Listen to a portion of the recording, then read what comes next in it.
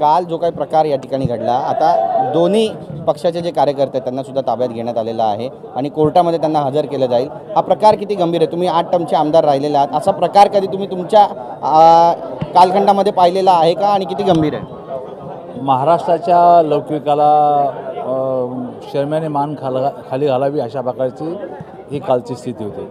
कोणी का असत नाही, पण याच्यावर निश्चितपणे शासनाने कठोर पावलं उचलायची ठरवलेली। मी गेली 40 वर्ष होतील मला आता येतं या सभागृहात यायला, मी 40 वर्षामध्ये कधी असं बघितलं नाही। मला असं वाटतं की या सभागृहाची गरिमा, या सभागृहाचा लौकिक हा वेगळा आहे आणि तो लौकिक ठिकाणाची जबाबदारी आमची सर्वांचीच आहे। त्यामुळं आमची शर्मेने मान खाली गेली आज।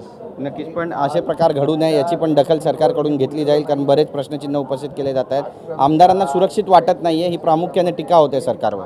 100% खरी गोष्ट आहे का? मासळी बाजार आहे का? किती लोक येतात येतं काय, म्हणजे इथं थोडेसे बंधनं आणले पाहिजे असं मला वाटतं। नक्कीच तुम्ही स्वतः पुढाकार घेणार आहे, कुणाशी बोलणार आहे? 100% मी बोलणार आहे की बाई इथं थोडेसे बंधनं आणा म्हणून, रजिस्ट्रेशन करा थोडंसं। विजय वडेट्टीवार आरोप करतात आता की 10-10 हजाराला इथे पासेस विकले जात आहेत आणि हा गंभीर प्रकार आहे। नाही, ते काही मला माहिती नाही, त्याची काही कल्पना नाही। त्यांच्याकडे पुरावा असेल तर पुरावा देतील ते। नक्कीच, धन्यवाद आमच्याशी बातचीत केल्याबद्दल। तर आपण पाहतो आपली भूमिका या ठिकाणी अर्जुन खोतकर यांनी मांडलेली आहे आणि याबाबत आवाज उठवणार असं सुद्धा ते म्हणतात। कॅमेरा पर्सन योगेश गुरवचा, गिरीश गायकवाड, TV9 मराठी, मुंबई।